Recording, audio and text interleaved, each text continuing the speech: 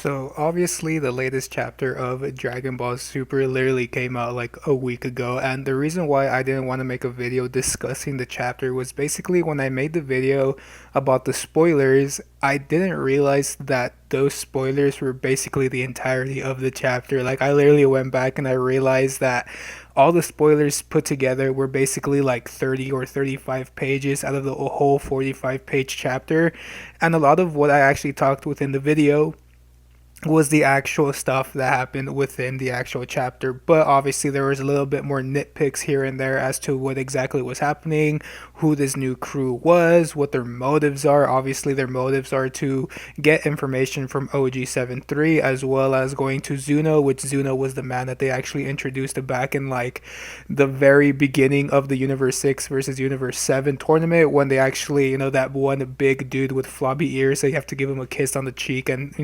depending on how good the kiss is, he'll tell you you have like 3 or 4 questions, depending, obviously, like I mentioned about the kiss. It's a really funny gag that they have with that character. But yes, there's so much stuff that's coming up within this actual arc, and a lot of seeds have been planting, especially with Granola and him possibly being the new strong person that they're actually mentioning that he's going to be born, because within the end of the chapter we got to see that he's saying that although he's good at sniping, he still has a long way to go before he could actually beat someone like Frieza.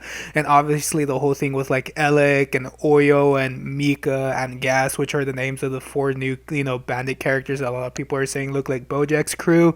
We also get to see that they're getting that information from OG 73 to maybe build their own army if need be, or they're actually going to go to Zuno and ask questions. Who knows what questions they're actually going to be asking? And obviously, the big reveal that they're actually just going to double cross. Well, they're basically going to double cross Granola towards the end of this, entire arc, because they're seeing that Granola is getting stronger than them. And it's quite interesting how Gas, which is the smallest member, is the strongest of the 4.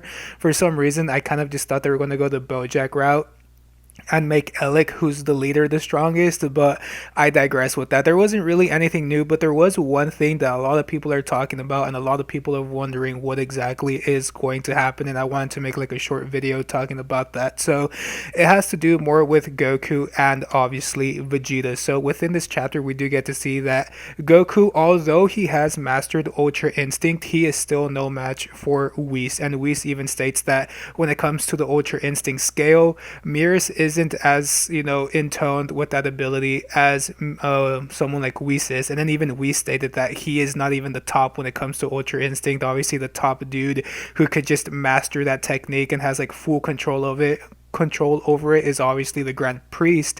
And Goku even basically says that he's at the bottom when it comes to Mastered Ultra Instinct, which is weird. Like, I don't know why they're calling it Mastered Ultra Instinct if he hasn't mastered it yet. You know what I mean? So I wonder if like once he actually hones the technique, if it's going to be called like perfected Ultra Instinct or something like that, like when we actually get to know when he's actually fully in control of it and he's on par with the angels, which I'm hoping isn't anytime soon. We get to see that he is training with Whis, and we see that Vegeta's in the background with Beerus, and Beerus asks Vegeta, aren't you going to learn Ultra Instinct yourself? And obviously within the Tournament of Power, we also got to see that Vegeta stated that Ultra Instinct just isn't for him. Vegeta's more of a reaction type fighter. He goes through emotions and anger and stuff like that to control his fight. So having to calm down and let his body do the work isn't something that Vegeta has been known for. And even Beerus smiles and says he knew that that was going to be Vegeta's answer, because Vegeta obviously said that he probably won't do Ultra Instinct and he'll find his own path, which is kind of reminiscent of what Gohan said. So it's kind of weird how there's another Saiyan who's going their own route, right? But I digress with that. So Beerus also mentions that Ultra Instinct isn't the only technique of a god. We're finally starting to plant seeds as to what exactly Vegeta's next goal is going to be. Yes, Ultra Instinct is a technique of a god, but is one that's suited more for angels. The gods of destruction themselves have their own technique, which makes sense as to why the gods themselves haven't mastered Ultra Instinct, because for them, they are not in tune with their body. They're not going to let their body do their bidding. Obviously, they are destroyers. They're meant to destroy things and be more reactive kind of like Vegeta. So obviously this new technique that Vegeta is going to be learning has a lot of people wondering what exactly is this new technique going to be. Is it going to be a power up? A lot of people have been seeing fan art of Vegeta within his Super Saiyan Blue evolution form, but instead of that royal blue hair, it's purple with the purple aura. A lot of people are saying, quote Super Saiyan purple, which would be pretty funny, but hopefully that doesn't happen. When it comes to this, whatever they're going to do, I'm hoping it's not a transformation. Like, it could be a transformation, but don't change the color of Vegeta's hair to purple. That'd be just completely weird. Like, leave it at Super Saiyan Blue and Super Saiyan Rose, but please don't give us Super Saiyan Purple. Just please don't do that. But in terms of what I feel like it's going to happen, the only character that we could match that with is someone who also has been training with their god of destruction, and that has to be Topo of Universe 11. Obviously, within the actual anime, we got to see what happens when an individual who's a candidate of being a god of destruction could do. Obviously, within like that mid tournament, towards the end of the tournament, he actually transformed into his own god of destruction with the purple aura. His whole skin actually became dark purple. He just got really, really bulky. He had the symbols of the god of destruction on his chest. He was basically a god of destruction at that point. And I feel like what Beerus is going to teach Vegeta is going to be some form of that, because obviously Vegeta doesn't want to be a god of destruction. I doubt he ever wants to even touch that, especially since he has his own family to worry about. And I'm pretty sure, Dragon Ball Super's version of Vegeta actually cares about his family more than obviously DBZ Vegeta did. So I doubt he's going to want to just give up his entire thing to become a god of destruction. But just because of the fact that he doesn't want to be a god of destruction doesn't necessarily mean that he could just not learn that technique, especially since it is like a god of destruction basically power up. So for me, I feel like Vegeta is going to be going down that route where he's going to be quote unquote a candidate, but not necessarily a candidate. Maybe learn the power that Topo used within the Tournament of Power, but not actually be the candidate for a god of destruction, because obviously I'm pretty sure neither Goku nor Vegeta want to do that. And I know a lot of people are saying that Goku is going to be the angel and Vegeta is going to be the god of destruction because those two just mirror each other. I feel like that's not going to happen, but that'd be a really, really cool fan theory. But yes, when it comes to Vegeta's new power, I feel like it is going to be some form of a transformation. Maybe just having dark purple aura around his body when he actually unleashes God of Destruction power, or who knows what exactly he's going to be teaching, whether it's going to be one technique, multiple techniques. Who really knows? We're going to have to wait for later chapters to see what exactly is going on, because obviously at the end of this, we just got to see Vegeta walk off with the Beerus. So I'm pretty sure they're going to be training with each other. Goku's going to be training with Whis. Granola's going to be training, with himself. Everyone's just doing their own thing. There's just so many seeds being planted for this new arc that I feel like this arc might actually be even better than the Moro arc. Like, the Moro arc was kind of slow, but this one is already picking up to be really, really good. So, in my opinion, Vegeta's new technique, I'm really excited, but at the same time, I doubt it's going to be that powerful, because if Goku actually manages to perfect Ultra Instinct at the level of angels, and angels are stronger than God of Destruction, I feel like this is where this technique that Vegeta is going to learn from Beerus might actually be outshined, because I feel like it's so weird how they're actually making Vegeta learn this new God of Destruction technique, but at the end, God of Destructions are under the angels. So hopefully they actually make this new technique worthwhile, and it's not just a forced spirit fission from the Moro arc type technique where it's just there for once and then he just gets, bodied by Goku in his, perfected Ultra Instinct form. That's like one of the main things that I am scared about, is the fact that they finally give Vegeta a new form or a new technique and he just washes it over like nothing even happened. So hopefully whatever he learns from Beerus is something that he just can continuously use in terms of like a power up, not necessarily just a technique. But with that being said, thank you guys so much for watching. What do you guys think about Vegeta? Do you think he's going to learn the new transformation, a new technique? What exactly do you think is going to be this technique that he's going to learn from Beerus? Do you think it's going to be more of a destructive type power? Do you think it's actually going to be a full-on transformation that he could actually like turn into what Topo did within the Tournament of Power? Because obviously the anime is different than the manga, so maybe this could be their way of actually introducing this form within the actual manga. But yeah, just leave all of your guys' thoughts and opinions in the comment section below.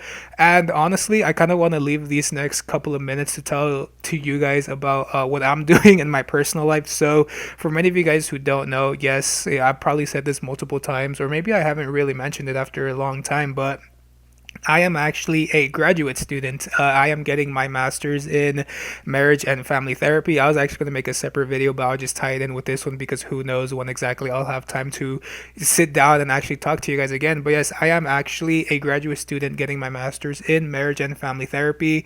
I finished my undergrad during spring of 2020. I actually finished last year in May. I got my undergrad or my bachelor's degree, and now I'm getting my master's degree. Well, turns out right now I am in my second semester of the master's program, and it is rough. Like, I literally, to be personal with you guys, I literally have classes Mondays and Wednesdays from 10 o'clock in the morning till 7:15, and then on Wednesdays I literally have class from 9 to 7:15. So you guys could see that my Mondays and my Wednesdays are booked full time with school.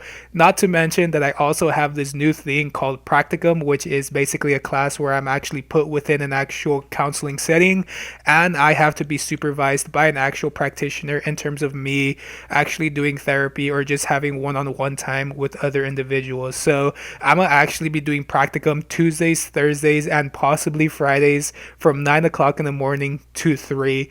And within my days off, those Tuesdays, Thursdays, and Fridays, after practicum, I actually have to find time for myself to get through the readings that I have to do for my classes, as well as doing homework for my classes, which honestly, it's not that much homework, but the reading in it of itself, like the readings for my classes are literally like 100-page chapters or like 200-page overall readings with chapters and articles. So a lot of my time from now, which is January, the end of January, till maybe like May and June, and possibly even continuing on until I finish in 2020, is just going to be basically me trying to finish school and get my master's. Obviously, when it comes to doing stuff like this video for you guys, as well as Twitch, which is going to suck because I won't be able to stream. Like back then, I was able to stream like 2 or 3, possibly even 4 times a week, getting my like 3 or 4 hours of streaming. Now, I might be able to get like one day a week if I can, but as of right now, I feel like when it comes to content creation, like videos, like streaming, like drawing,